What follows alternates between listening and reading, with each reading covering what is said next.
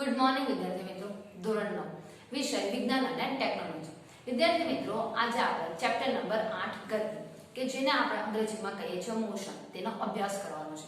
તો વિદ્યાર્થી મિત્રો અભ્યાસ કરતા પહેલા કે જો તમે અમારી ચેનલને સબસ્ક્રાઇબ ન કરી તો સબસ્ક્રાઇબ કરો, બેલ આઇકન પ્રેસ કરો કે જેથી કરીને અમારા વિડિયો તમને સમયસર મળતા રહે।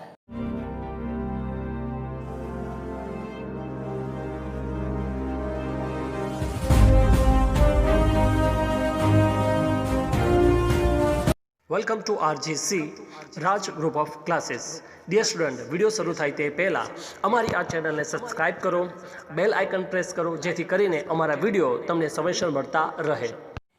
ચાલો વિદ્યાર્થી મિત્રો આગળ વધીએ કે વેગમાં થતો ફેરફાર એ થિયરી આપણે જોવાનું છે। તો અહીંયા આપેલું છે કે વેગના ફેરફારનો દર। તો વિદ્યાર્થી મિત્રો વેગના ફેરફારનો દર કે આગળના વિડિયોમાં આપણે વેગ છે, ઝડપ છે, સરેરાશ વેગ છે, દિશા ઝડપ કે એ બધા વિશે આપણે માહિતી મેળવેલી છે। તો હવે આપણે આગળ જોવાનું છે કે વેગના ફેરફારનો દર। તો અહીંયા આપણને આપેલું છે કે કોઈ વસ્તુની સુરેખ પથ પર નિયમિત ગતિ દરમિયાન તેનો વેગ સમય સાથે અચળ રહે છે। તો વિદ્યાર્થી મિત્રો અહીંયા કીધું છે કે કોઈ વસ્તુનું સુરેખ પથ પર એટલે કે જો સીધી રેખામાં જો ગતિ કરતો હોય અને એ ગતિ જો નિયમિત હોય તો તેનો વેગ શું કે છે કે અચળ રહે છે એટલે કે સમય સાથે બદલાતો નથી। એટલે કે આ કિસ્સામાં કોઈ પણ સમયગાળામાં વસ્તુના વેગના ફેરફારનો દર કેવો હોય છે? શૂન્ય હોય છે। એટલે કે તેના વેગનો જે ફેરફાર છે એ બદલાતો નથી એટલે કે કેવો હોય છે કે શૂન્ય હોય છે। જો કે અનિયમિત ગતિમાં વેગ સમય સાથે બદલાય છે એટલે કે નિયમિત ગતિ છે એમાં વેગ સમય સાથે બદલાતો નથી, કેવો હોય છે? અચળ હોય છે અથવા તો 0 હોય છે। જ્યારે અનિયમિત વેગ છે એમાં વેગ એટલે કે અનિયમિત ગતિ કરે છે કે ત્યારે એનો વેગ શું છે એમ કે વિદ્યાર્થી મિત્રો બદલાય છે। તો અહીંયા આપણે લખીએ કે નિયમિત ગતિ દરમિયાન વેગ 0 અથવા તો શું હોય છે એમ કે અચળ હોય છે। તો અહીંયા આપણે લખીએ નિયમિત ગતિ દરમિયાન વેગ 0 હોય છે અથવા કેવું હોય છે એમ કે અચળ હોય છે। તો લખીએ અથવા અચળ હોય છે। જ્યારે અનિયમિત ગતિ હશે ત્યારે તેનો વેગ શું કે છે એમ કે 0 હોતો નથી। તો લખીએ કે અનિયમિત ગતિ દરમિયાન વેગ 0 હોતો નથી। તો વિદ્યાર્થી મિત્રો એ કીધું છે કે વેગના ફેરફારના દરની વાત કરેલી છે એટલે કે અનિયમિત ગતિ દરમિયાન જેનો વેગ છે એમ કે 0 હોતો નથી એટલે કે એનો વેગ કેવો હોય છે કે જુદો જુદો હોય છે। એટલે કે તેનું મૂલ્ય જુદા જુદા સમયે તેમજ જુદા જુદા બિંદુઓ પાસે કેવું હોય છે કે જુદું જુદું હોય છે। એટલે કે એના બિંદુ પણ અલગ અલગ હશે અને વેગનું મૂલ્ય પણ કેવું જોવા મળે છે આપણને એમ કે અલગ જોવા મળે છે। તેથી કોઈ પણ સમયગાળામાં વસ્તુના વેગના ફેરફારનો દર એમ કે 0 હોતો નથી। એટલે કે અહીંયા આપણે લખીએ કે કોઈ પણ સમયગાળા દરમિયાન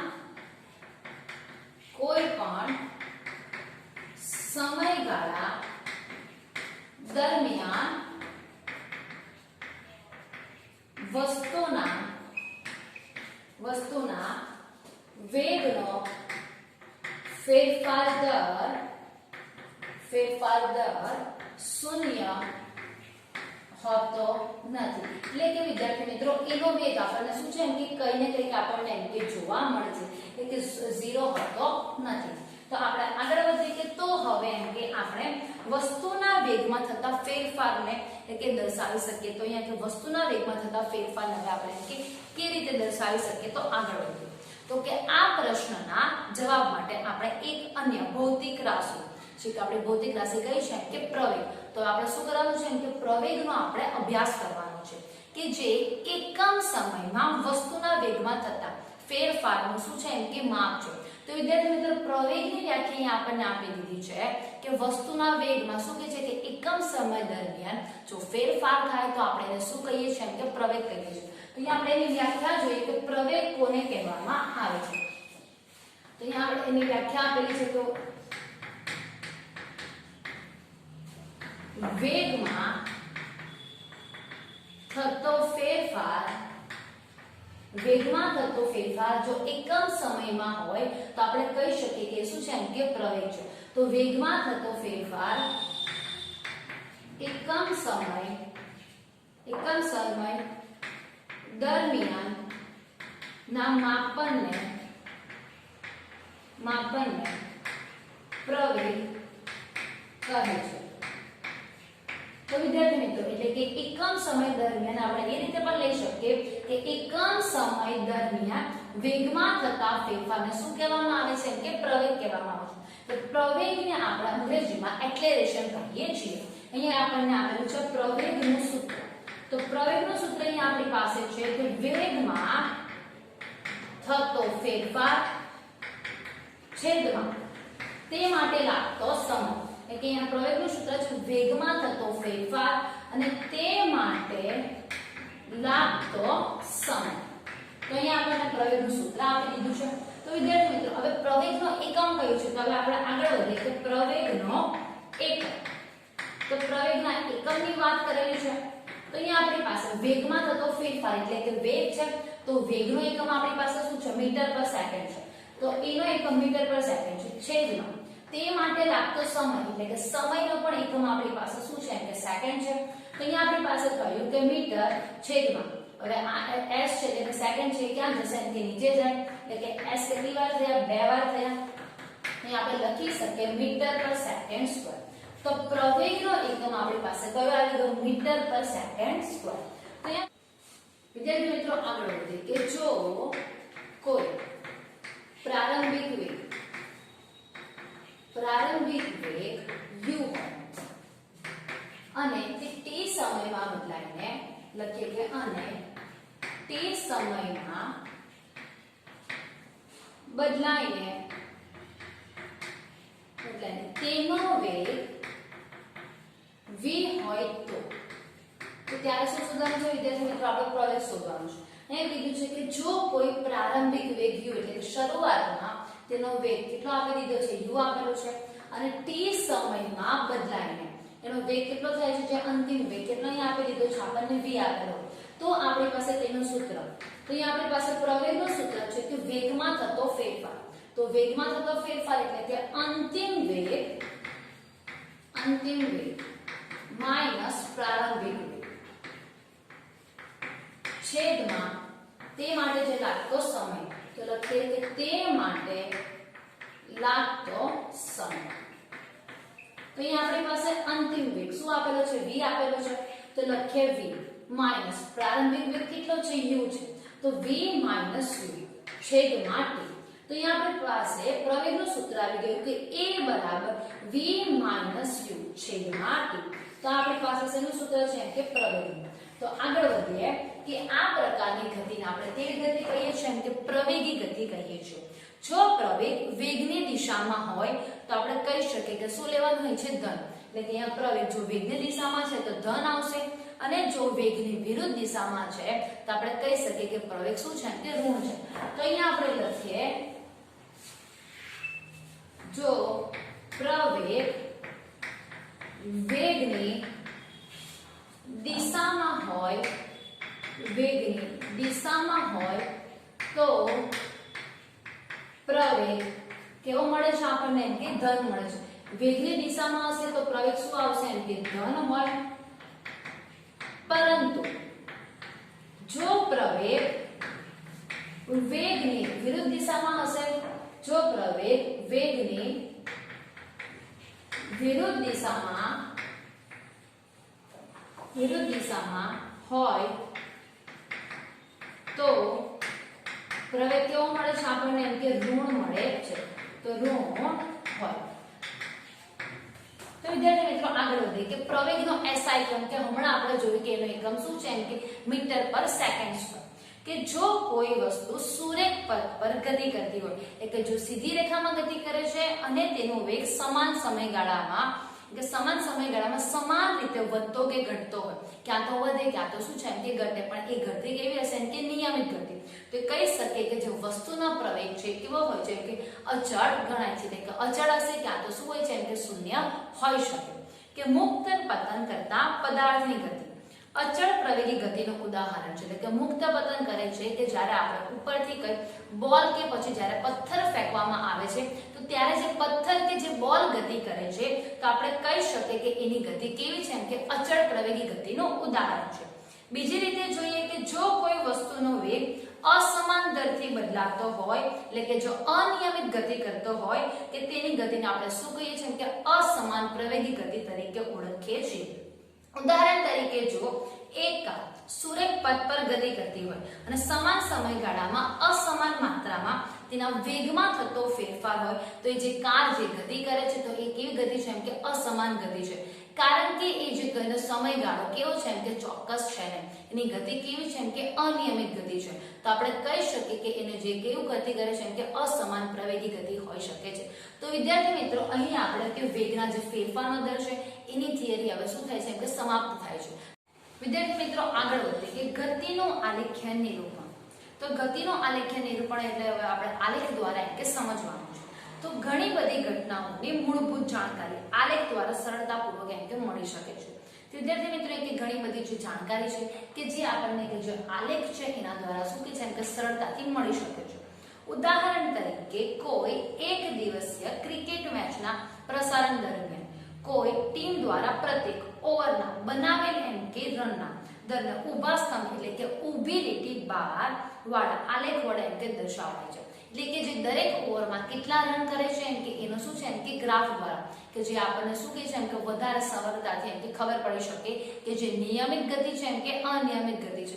કે જો એના દરેક ઓવરમાં રન સમાન થાય તો આપણે કહી શકીએ કે ગતિ કેવી છે, એમ કે નિયમિત ગતિ. અને જો એમ કે દરેક ઓવરમાં એના રન છે જો અલગ અલગ થાય તો આપણે કહી શકીએ કે એની ગતિ કેવી છે, એમ કે અનિયમિત ગતિ. કે જે આપણને આલેખ દ્વારા એમ કે વધારે સરળતાથી એમ કે સમજાવી શકાય છે. કે તમે ગણિતના અભ્યાસ કર્યો છે તે મુજબ સુરેખ આલેખની મદદથી બે ચલો ધરાવતા એટલે કે એક x અક્ષ અને y અક્ષ તો રેખીય સમીકરણનો આપણને શું કહે છે, એમ કે ઉકેલ મેળવી શકાય છે. આગળ વધીએ કે કોઈ વસ્તુની ગતિને દર્શાવવા માટે આપણે સુરેખ આલેખનો ઉપયોગ કરીએ છીએ. સુરેખ એટલે કે શું કહે છે, એમ કે જે સીધી રેખામાં હોય કે જે ગતિ કરતો હોય જેનો આલેખ આપણને કેવો મળે છે, એમ કે અહીંયા આપણને સીધો જે ગ્રાફ મળે છે તો આપણે કહી શકીએ કે શું કહે છે, એમ કે સુરેખ આલેખનો આલેખ છે.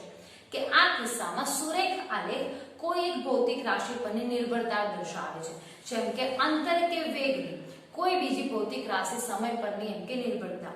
એટલે કે જેમ કે અંતર કે વેગની હોય કે પછી એમ કે બીજી શું કહે છે, એમ કે સમયની. એટલે કે આવી રીતે આપણને શું કહે છે, એમ કે ભૌતિક રાશિ પર એમ કે આધાર રાખે છે. તો અંતર વિરુદ્ધ સમયનો અહીંયા આપણને આલેખ આપેલો છે કે જે આ આલેખ છે તો આપણે કહી શકીએ કે આ શું છે, એમ કે સમય છે અને આ શું આપેલું છે કે આપણને અંતર આપેલું છે. એટલે કે અંતર વિરુદ્ધ શું છે, કે સમયનો આલેખ છે. તેમાં કીધું છે કે કોઈ વસ્તુના સ્થાનમાં સમયની સાપેક્ષે થતો ફેરફાર એક સુવિધાજનક સ્કેલ પસંદ કરી અંતર વિરુદ્ધ સમયના આલેખ દ્વારા દર્શાવી શકાય છે. તો વિદ્યાર્થી મિત્રો, અહીંયા આપણી પાસે સમય છે જેને આપણે શું લીધું છે કે x અક્ષ પર. તો આ આપણે કઈ છે જે આડી અક્ષ છે, જે આડી લીટી છે એને આપણે શું કહીએ છીએ, x અક્ષ કહીએ છીએ. અને જે ઊભી લીટી છે એને આપણે શું કહીએ છીએ, એમ કે y અક્ષ. તો x અક્ષ પર સમય અને y અક્ષ પર શું છે, એમ કે અંતર દર્શાવવામાં આવેલું છે. કે જે આલેખ આપણે કહી શકીએ કે અંતર વિરુદ્ધ શું છે, કે સમયનું છે.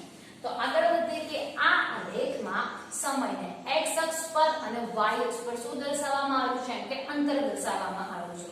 તો અંતર વિરુદ્ધ સમયના આલેખને વસ્તુની વિવિધ અવસ્થાઓ માટે એમ કે દર્શાવી શકાય છે, જેમ કે સમાન ઝડપ હોય, અસમાન ઝડપ હોય કે સ્થિર સ્થિતિ હોય. એટલે કે જો એની ઝડપ એમ કે સમાન હશે, અસમાન ઝડપ હશે કે પછી એમ કે સ્થિર સ્થિતિ છે તો વગેરે એમ કે શું છે, એમ કે અંતર વિરુદ્ધ સમયના આલેખમાં આપણે એમ કે દર્શાવી શકીએ છીએ. આગળ વધીએ કે આપણે જાણીએ છીએ કે જ્યારે કોઈ વસ્તુ સમાન સમયગાળામાં સમાન અંતર કાપે તો તેની ઝડપ કેવી હોય છે, એમ કે અચળ. એટલે કે અચળ ઝડપથી ગતિ કરે છે. કે જો એનો સમયગાળો કેવો હશે, સમાન હોય અને જો અંતર પણ સમાન કાપે તો આપણે કહી શકીએ કે એની ઝડપ કેવી છે, એમ કે અચળ છે. એ કેવી ગતિ કરે છે, એમ કે નિયમિત ગતિ કરે છે એવું આપણે કહીએ છીએ. કે જે દર્શાવે છે કે વસ્તુએ કાપેલ અંતર સમયના કેવા છે, સમપ્રમાણમાં છે. સમપ્રમાણમાં એટલે કે જો અંતર અને સમય બંને કેવા છે કે સમપ્રમાણ. અંતર વધશે તો સમય પણ વધે અને સમય વધે તો શું કહે છે, એમ કે અંતર પણ વધે. એટલે કે શું કહે છે કે ક્યાં તો બંને વધશે ક્યાં તો શું થાય કે બંને ઘટે. એટલે કે સમપ્રમાણમાં છે. આમ અચળ ઝડપ માટે અંતર વિરુદ્ધ સમયનો આલેખ સીધી રેખા મળે છે એટલે કે શું કહે છે કે અંતર વિરુદ્ધ જ્યારે આપણે સમયનો આલેખ દોરીએ છીએ તો આપણને કેવી રેખા મળે છે કે સીધી રેખા મળે છે જે આકૃતિ એટલે કે અહીંયા આપણને આલેખમાં દર્શાવવામાં આવેલું છે તો આલેખો OB એટલે કે અહીંયા આપણી પાસે ઉગમ બિંદુ O છે ને અહીંયા શું છે કે B છે જ્યારે અહીંયા આપણને શું આપેલું છે A આપેલું છે જે O થી B નો જે ગ્રાફ અહીંયા આપણને આપેલો છે કે જે ભાગ અહીંયા દર્શાવેલો છે કે અંતર સમાંતરથી વધી રહ્યું છે તો વિદ્યાર્થી મિત્રો અહીંયા શું છે કે અંતર અહીંયા આપેલું છે 10 20 30 40 તો એ રીતે શું કહે છે કે અંતર વધે છે અને અહીંયા શું આપેલું છે x અક્ષ પર સમય તે પણ શું કે 20 સેકન્ડ 40 સેકન્ડ 60 સેકન્ડ એટલે કે એના દરથી શું છે કે વધે છે એટલે કે આપણે કહી શકીએ કે અંતર અને સમય બંને વધે છે એટલે કે શું છે સમપ્રમાણમાં છે તો અહીં નોંધો કે જો તમે y અક્ષ પર વસ્તુએ કાપેલા અંતરનું મૂલ્ય જેટલું જ તેને કરેલા સ્થાનાંતરનું મૂલ્ય લો અને તમે અચળ ઝડપને બદલે અચળ વેગનું એમ કે એવું પદ પણ વાપરી શકો છો તો વિદ્યાર્થી મિત્રો અહીંયા અંતરના મૂલ્ય જેટલું છે એટલે કે અંતર જેટલું જ આપણે કોનું લેવાનું છે સ્થાનાંતરનું એટલે કે સ્થાનાંતરનું મૂલ્ય લઈને અને અચળ ઝડપને બદલે એટલે કે અચળ ઝડપ છે એની જગ્યાએ આપણે અચળ વેગનું પણ શું કહે છે કે પદ એમ કે વાપરી શકીએ છીએ તો આપણે અંતર વિરુદ્ધ સમયના આલેખનો ઉપયોગ વસ્તુની ઝડપ શોધવા માટે કરી શકીએ છીએ શું કહે છે કે અંતર વિરુદ્ધ જે સમયનો જે આલેખ છે એ વસ્તુની કેટલી ઝડપ છે આપણે એમ કે શોધી શકીએ છીએ તો આ માટે આકૃતિ 8.3 માં દર્શાવેલા એટલે કે અંતર વિરુદ્ધ જે સમયના આલેખમાં નાનો ખંડ એટલે કે AB ને ધ્યાનમાં લો તો વિદ્યાર્થી મિત્રો અહીંયા આપણી પાસે AB એટલે કે આ જે ખંડ છે અહીંયા આપણે શું લેવાનું છે કે ધ્યાનમાં લેવાનું છે તો અહીંયા કીધું છે કે ધ્યાનમાં લો બિંદુ A માંથી જે બિંદુ A માંથી x અક્ષ એટલે x અક્ષ એટલે અહીંયા આપણને જે આપેલી છે કે જેમાં સેકન્ડ કેટલી કીધી છે આપણને કે 40 સેકન્ડ કીધી છે એટલે કે બિંદુ x અક્ષને સમાંતર એટલે કે આપણે શું દોરેલું છે કે જે સમાંતર રેખા જો આપણે કહીએ છીએ x અક્ષ ને y ને શું છે કે સમાંતર રેખા છે એટલે કે સમાંતર રેખા તથા બે બિંદુમાંથી y અક્ષને સમાંતર એક રેખા દોરો y અક્ષને કીધી છે તો y અક્ષને સમાંતર રેખા કઈ થશે આ રેખા થાય એટલે કે આપણે શું દોરવાની છે કે એક રેખા દોરવાની છે બંને રેખા બિંદુ C પાસે મળી એટલે કે બંને રેખા ક્યાં મળે છે કે બિંદુ C એટલે કે અહીંયા મળે છે તો આપણે શું વિચારવાનું છે ત્રિકોણ એટલે કે ત્રિકોણ ABC આ શું થઈ ગયું આપણી પાસે ત્રિકોણ તો વિદ્યાર્થી મિત્રો અહીંયા કહું છું ફરીથી કે અહીંયા A બિંદુ છે તો ત્યાં આગળ આપણે x અક્ષને સમાંતર દોરવાની છે એટલે કે x અક્ષને સમાંતર આ રેખા થશે અને B બિંદુ છે તેને કીધું છે તો y અક્ષને સમાંતર રેખા તો y અક્ષને સમાંતર રેખા કઈ થશે આ થશે એટલે કે આપણે કહી શકીએ કે આ રીતે આપણી રેખા થશે અહીંયા આપણી પાસે E આપેલું છે જે અહીંયા આપણે x અક્ષને સમાંતર દોરેલું છે અને અહીંયા B બિંદુની વાત કરેલી છે તો B બિંદુને y અક્ષને સમાંતર એટલે આ રેખા આગળ વધે તો બંને એકબીજાને છેદે છે ત્યાર પછી શું નામ આપેલું છે કે C બિંદુ નામ આપેલું છે એટલે માટે ત્રિકોણ ABC એમ કે રચના કરે છે તો આગળ વધીએ કે હવે આલેખમાં AC સમયગાળો એટલે કે જે AC જ્યાં સમયગાળો છે તેની વાત કરેલી છે તો આ એટલે કે સમયગાળાની વાત કરેલી છે તો કે 40 સેકન્ડ છે તો આપણે સમય લઈ લઈએ છીએ T1 અને અહીંયા 60 સેકન્ડ છે ત્યારે સમય લઈ લઈએ છીએ T2 એટલે કે AC જે સમયગાળો છે તેની વાત કરેલી છે તો આપણે બીજામાંથી પહેલું બાદ કરી લઈએ કે T2 માઈનસ શું થશે કે T1 ને એટલે કે T2 માઈનસ T1 જ્યારે BC ની વાત કરીએ છીએ ત્યારે એટલે BC એટલે કે અહીંયા આપણી પાસે શું છે S2 અને S1 એટલે S2 એટલે કે જે એના અંતર કાપેલું છે તે તો S2 કેટલું છે આપણી પાસે 40 છે જ્યારે S1 કેટલું આપેલું છે 30 આપેલું છે એટલે શું આવી ગયું BC ની વાત કરીએ તો S2 માઈનસ S1 ત્યાં કીધું છે કે અહીંયા શું બતાવે છે આ અંતર બતાવે છે જ્યારે આ શું બતાવે છે એમ કે T2 માઈનસ T1 એમ કે આપણને સમય બતાવે છે તો કહીએ છે કે આપણે આલેખ પર જોઈ શકીએ છીએ કે વસ્તુ A થી B સુધી ગતિ કરે તે દરમિયાન એટલે કે તેનો સમયગાળો કયો આવી ગયો T2 માઈનસ T1 અને જેનો અંતર છે તો કયું થશે S2 માઈનસ S1 એટલે કે ત્યાં સુધી એમ કે અંતર કાપે છે તો તે માટે વસ્તુની ઝડપ નીચે પ્રમાણે હોઈ શકે તો વિદ્યાર્થી મિત્રો વસ્તુની ઝડપ છે તો ઝડપ માટેનું સૂત્ર આપણી પાસે છે કે પદાર્થે કરેલું કુલ સ્થાનાંતર અને તે માટે લાગતો સમય તો અહીંયા આપણી પાસે સ્થાનાંતર તો એ સરેરાશ ઝડપનો એટલે કે આપણે v વડે દર્શાવી દઈએ તો શું થશે S2 માઈનસ S1 તે લખી દઈએ S2 માઈનસ S1 અને તે માટે લાગતો સમય એટલે થશે T2 માઈનસ T1 તો આનું શું થઈ ગયું આપણી પાસે એમ કે સૂત્ર જે આપણને શું કહે છે કે ઝડપનું આપણને સૂત્ર મળે છે. તો આ જ રીતે અંતરવિરુદ્ધ સમયનો આલેખ પ્રવેગી ગતિ માટે લખે છે. પ્રવેગી ગતિ છે તેના માટેનો એમ કે છે કોષ્ટક હવે અહીંયા આપણને નીચે આપેલો છે. તેમાં આપણને કીધું છે કે એક કાર દ્વારા 2 સેકન્ડના સમયગાળા દરમિયાન એટલે કે 2 સેકન્ડના વધારા દરમિયાન એટલે કે કેટલું અંતર કાપેલું છે તે આપણને એમ કે બતાવેલું છે. તો વાત કરીએ કોષ્ટકની કે કાર દ્વારા નિયમિત સમયગાળામાં સમયગાળો કેવો છે નિયમિત છે પણ જેનું અંતર છે કેવું છે એમ કે અલગ અલગ. તો તેની વાત કરીએ તો કે સમય અહીંયા આપણને સેકન્ડમાં આપેલો છે, અંતર શેમાં આપેલું છે એમ કે મીટરમાં. તો 0 સેકન્ડમાં 0 મીટર અંતર કાપેલું છે, 2 સેકન્ડમાં 1 મીટર છે, 4 સેકન્ડમાં 4 મીટર છે, 6 સેકન્ડમાં 9 મીટર અંતર કાપેલું છે, 8 સેકન્ડમાં 16 મીટર છે, 10 સેકન્ડમાં 25 મીટર અને 12 સેકન્ડમાં 36 મીટર. તો એ રીતે શું છે એમ કે એને અલગ અલગ એમ કે શું છે અંતર કાપેલા છે પણ સમયગાળો કેવો છે એમ કે ચોક્કસ છે પણ એનું જે અંતર છે એ કેવું છે એમ કે અલગ અલગ છે. તો આગળ વધીએ કે અસમાન ગતિ દરમિયાન માટેનો શું છે એમ કે આ આલેખ છે. મેં કીધું છે કે કારની ગતિ માટે આ આપણે લઈએ કે આ શું છે અંતર છે, જ્યારે અહીંયા આપણને શું આપેલું છે એમ કે સમય આપેલો છે. જે આડી લીટી છે આપણે તો કહી શકીએ કે આ શું છે એમ કે x અક્ષ, જ્યારે ઊભી લીટીને આપણે કહી દઈએ છીએ કે y અક્ષ. તો અહીંયા આપણને અંતરવિરુદ્ધ સમયનો શું આપેલું છે આલેખ છે. તો કે અહીંયા આલેખ અહીંયા આપણને આકૃતિમાં દર્શાવવામાં આવેલો છે. નોંધો કે આકૃતિ 8.3 એટલે કે અહીંયા જે આપણને આ જે આકૃતિ આપેલી છે ગ્રાફ એ છે તેમાં અંતરવિરુદ્ધ સમયનો જે આલેખ છે સમાન ગતિના આલેખ કરતા એમ કે જો આલેખ છે આના કરતા જે આલેખ છે કેવો છે એમ કે જુદો છે. કેવો જોવા મળે છે આપણને એમ કે અલગ જોવા મળે છે. તો આ આલેખની પ્રકૃતિ નિયત સમયમાં કાર દ્વારા કપાયેલા અંતરમાં અરેખીય ફેરફાર દર્શાવે છે. તો વિદ્યાર્થી મિત્રો અરેખીય ફેરફાર એટલે કે અહીંયા કીધું છે કે અહીંયાની સેકન્ડ એટલે કે સમય કેવો છે સમાન છે પણ એનું જે અંતર છે એ કેવું છે એમ કે અલગ અલગ છે. એટલે કે જે અંતર છે એમ કે ચોક્કસ છે નહીં. એટલે કે આપણે કહી શકીએ કે કેવો ફેરફાર દર્શાવે છે એમ કે અરેખીય ફેરફાર. તો એ કીધું છે કે માટે આકૃતિ અહીંયા આપણને જે ગ્રાફ આપેલો છે તે દર્શાવે છે કે અસમાન ઝડપવાળી એમ કે ગતિ દર્શાવે છે. એટલે કે આની જે ગતિ શું છે એમ કે અસમાન ઝડપવાળી ગતિ છે. તો વિદ્યાર્થી મિત્રો અહીં આપણે 2 થિયરી જોઈ છે. હવે આ થિયરીના સવાલ જવાબ તમારે નોટમાં લખવાના રહેશે અને મોઢે કરવાના રહેશે. Thanks for watching.